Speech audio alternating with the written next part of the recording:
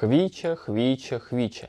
Все ленты новостей буквально пестрят о том, останется ли грузинский футболист все-таки в Наполе, или уедет в Париж, или вдруг Ливерпуль позвонит Арне Слот, никто не знает. Но мы сейчас в этом выпуске разберемся, поэтому долго не сидим, погнали!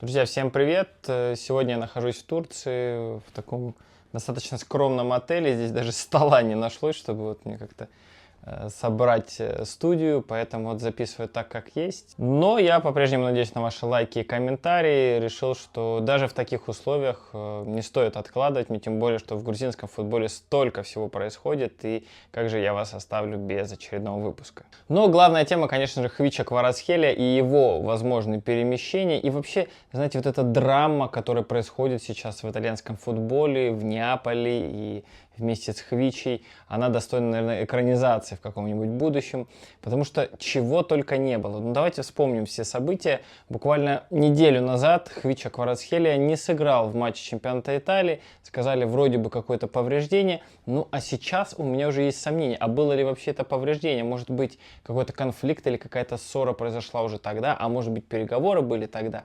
Ну, наверное, ответ на этот вопрос мы узнаем не скоро, и узнаем ли вообще, тоже не совсем понятно. Но потом Фабрицио Романо начал инсайдить, закинул, что ПСЖ интересуется Хвичей. Сейчас вот сделка как будто уже вот-вот состоится. Потом якобы Конте сказал, что он пытался повлиять как-то на решение Хвичи Кварацхелия, а тот к нему сам подошел и сказал: «Отпусти меня, отец, хочу в Париж». Но было ли оно так, тоже никто не знает. И вот, знаете, даже за несколько дней до матча Наполи, очередного в серии А, как будто бы какие-то сумасшедшие итальянские тифози увидели Хвичу с его женой возле мурала Диего Армандо Марадоны. А есть такая традиция у футболистов, которые покидают клуб, прощаться с клубом. Вот они приезжают и, не знаю, там то ли молитвы читают, то ли что делают. Ну, как будто бы Хвичу так увидели. Потом была игра Наполи, там закончилась она победа, и Конте после матча, конечно, спросили, что вообще, черт возьми, происходит. А Конте сказал: никакой Хвича ко мне не подходил, я разочарован не в нем, как в футболисте, я разочарован в ситуации. Я думал, что я приду и я смогу что-то изменить за вот эти 6 месяцев, что я работал в команде. Я разочарован тем, что не смог повлиять на ситуацию. Хвича хороший парень, но каждый должен сам управлять собственной судьбой. Так же, как и клуб должен принимать решения самостоятельно. Ну вот не знаю, как-то двояко, не кажется вам? Как будто бы Конте хотел оставить Хвичу, а теперь говорит, что клуб должен принимать решения сам. Ну, есть ощущение, как будто он хочет усидеть на двух стульях. Но, не знаю, это все уже выбор Конте. И, наверное, последнее, что было в этой истории, которая, кстати, еще не закончилась, конечно, и официально до сих пор на эту минуту Хвичу никто не объявлял, ни Наполи, ни ПСЖ. И последняя, наверное, глава в этой истории на данный момент — это то, что спортивный директор Наполи якобы выехал в Париж для согласования финальных условий сделки. Но, судя по тому, что Хвичи не было даже в заявке на матч Наполи, наверное, все-таки все идет к тому, что Хвича клуб покинет. Но я напомню, что приходил Хвича Кварацхелия в Наполи в июле 2022 года из Динамо Батуми за 12 миллионов евро. Никто, наверное, тогда не ожидал, что вот он так выстрелит. В первом же сезоне станет чемпионом Италии, проявит себя в рамках Лиги чемпионов. Но очень жаль, что та команда очень быстро развалилась. Хвича подписывал контракт с зарплатой в 1,5 миллиона евро. Сейчас многие пишут и говорят о том, что это очень мало после того прогресса, который произошел в игре вообще не только футболиста, но и всей команды. Но Де Лаурентис не хочет согласовывать новые условия контракта, и поэтому Хвича, по всей видимости, уйдет из клуба. Тем не менее, вне всяких сомнений, клуб на этом заработает серьезно. Неважно, там будет 80-90 миллионов евро. Кстати, летом за 200 миллионов евро Хвича и Осимхен могли уйти из клуба, но вот не стал на это идти главный тренер Наполи. И не знаю теперь, чем закончится в том числе сезон для Наполи, потому что Интер в порядке, Милан тоже наступает. Ну, Ювентус там лихорадит, но еще есть Лацио, Аталанта. Не факт, что Наполи удержится на первом месте до конца сезона. Джаба Канкава вернулся в расположение тбилисского «Динамо». Это такое большое событие в аккаунтах тбилисского клуба и в аккаунте футболиста. Конечно же, отметили они его большим количеством фотографий. Спустя 20 лет, опять под 23-м номером он будет играть. Но вы знаете, я не понял немного другое. Я покопался в статистике, посмотрел Трансфермаркт и выяснилось, что Джаба Канкава ни одного матча вообще не провел в рамках чемпионата Грузии. Он играл за «Динамо Тбилиси», да, совсем молодым, в возрасте 18 лет, но все матчи были в Еврокубках. Он забивал там, приносил пользу. Кстати, вообще это, по-моему, в последний раз, когда «Динамо Тбилиси» играл в групповом этапе европейского турнира. И вот Джаба Канкава принимал участие в этих играх, но почему-то не играл в чемпионате Грузии, это совершенно не понял. То есть вот вроде бы в Еврокубках он все матчи играет, а в чемпионате Грузии нет. Может быть, был какой-то бан у тбилисского «Динамо» или еще что, я не знаю. Но если вы знаете, расскажите, почему Джаба Канкава вот считается такой легендой именно для тбилисского «Динамо», для грузинского футбола. У меня сомнений нет, что он легенда. Больше 100 матчей в составе сборной Грузии. Очевидно, что один из лидеров команды. Но вот «Динамо Тбилиси», всего 9 игр в Еврокубках. Может быть, я что-то не знаю. Вахтанг Салия в Ньюкасле. Это уже, знаете, не просто какие-то слова, а это реальность. Вахтанг на днях буквально отправился со своим агентом, со своим отцом в расположение клуба, погуляли по базе, посмотрели, как все там происходит, как все устроено. Клуб сам пригласил Вахтанга, потому что, я напомню, он пока не может выступать за Ньюкасл, ему нет еще 18 лет, но вот наступил 2025, а это значит, что в этом году Вахтангу исполнится 18 лет в августе, и он сможет сыграть за команду английской премьер-лиги. Но вот такую ознакомительную поездку решили для футболиста организовать английские функционеры. Я думаю, что Вахтангу все понравилось. Он дал даже короткое интервью, сказал, что не мог поверить, когда ему сообщили о том, что Ньюкасл им интересуется. Ну и, конечно, сказал, что будет вдвое больше усилия прикладывать, чтобы играть за Ньюкасл и регулярно выходить на поле в матчах английской премьер-лиги. Немного трансферных слухов. Микаутадзе, мне кажется, никуда не поедет. Он сказал Галатасараю, ребятам из Турции, 5 миллионов евро дадите мне. А даже Хвичи Кварацхелия столько не предлагали в Наполе. И не факт, что сейчас столько он будет получать в ПСЖ, если перейдет.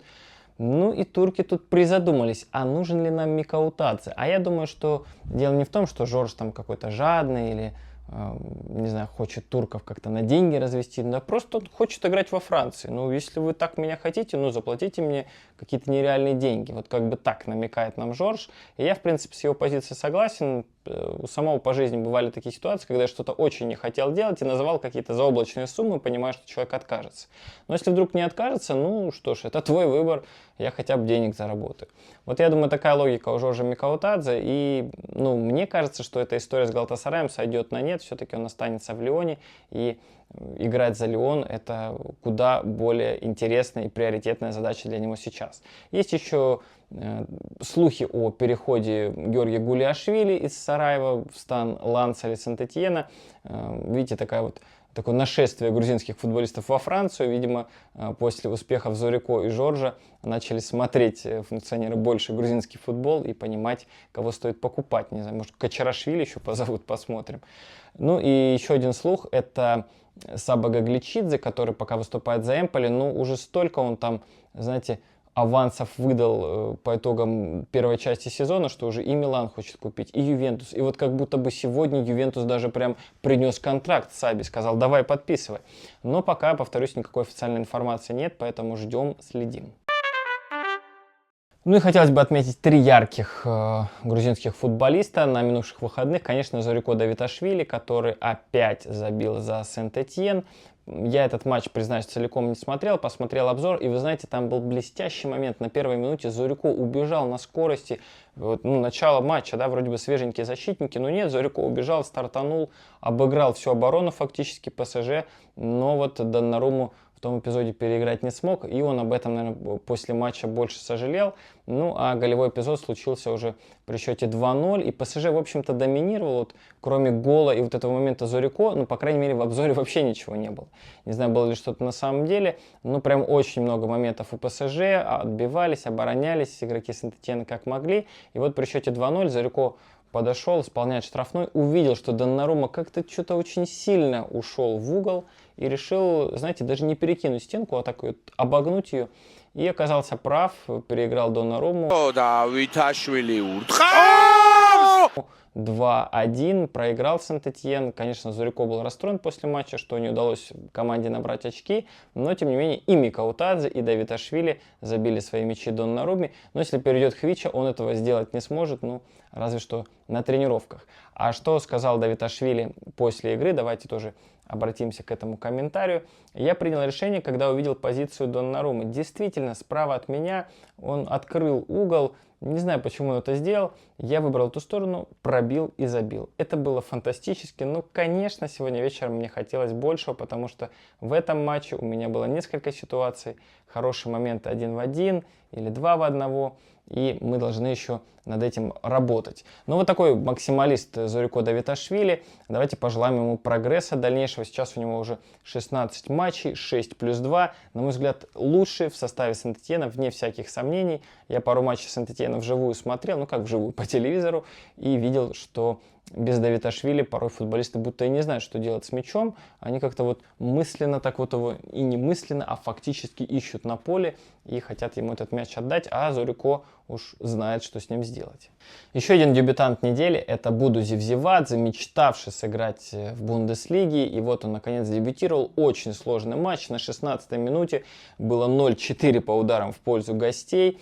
Хайденхайм Буду Зевзевадзе так вот отбивался, страдал, но выстоял эти минуты. Открыли счет первыми. Кстати, другой новичок команды отличился. Ну и потом пришло время Буду. Такая отличная предголевая передача головой. Сбили нападающего Хайденхайма другого, и красная карточка. Можно сказать, что Буду ее заработал. Ну, в целом, вообще, Буду очень много прессинговал, бегал. 12 километров он примерно пробежал, 33 спринта, лучший показатель в команде. И, ну, было видно его желание, вне всяких сомнений. И, знаете, второй гол, ну, какие-то порталы считают, что это была голевая передача. Буду пробил из-за штрафной, вратарь мяч отбил, и на добивании партнер уже поразил там практически пустой угол. Меня в этой ситуации поразило, что никто из защитников Унион Берлина не пытался помешать игроку Хайденхайма, что выглядело даже не то чтобы странно, но забавно.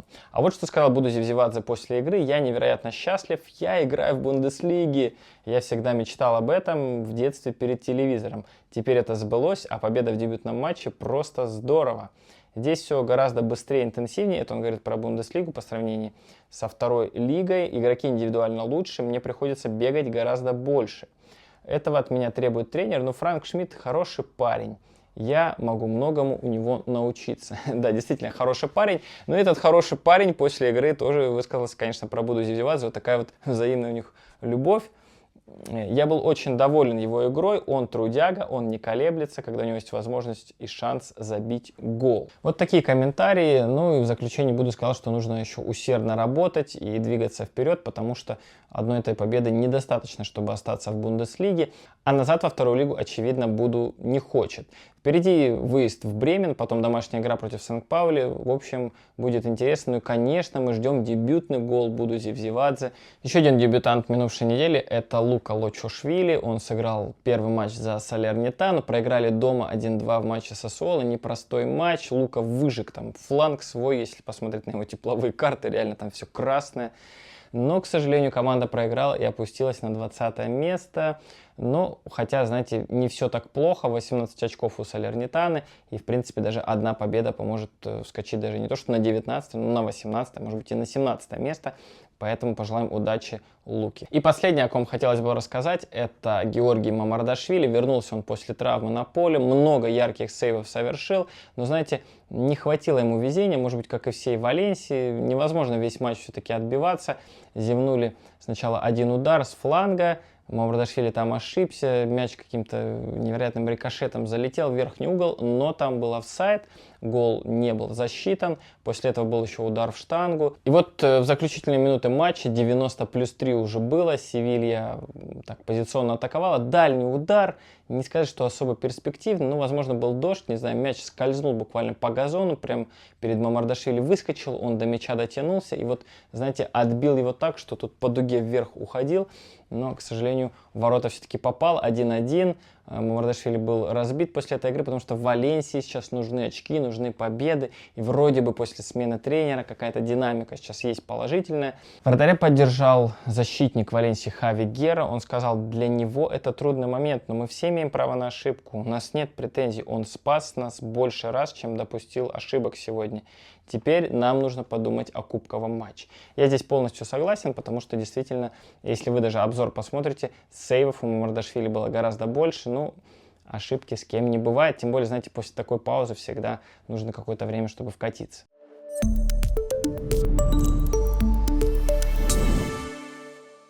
Друзья, спасибо за просмотр, оставляйте комментарии, лайки, что вы ждете от будущего Хвича Кварацхелия, верите ли в переход Микаутадзе, где ждете Гулиашвили, ну и может быть какие-то еще другие у вас есть интересные мысли о прошедшей неделе.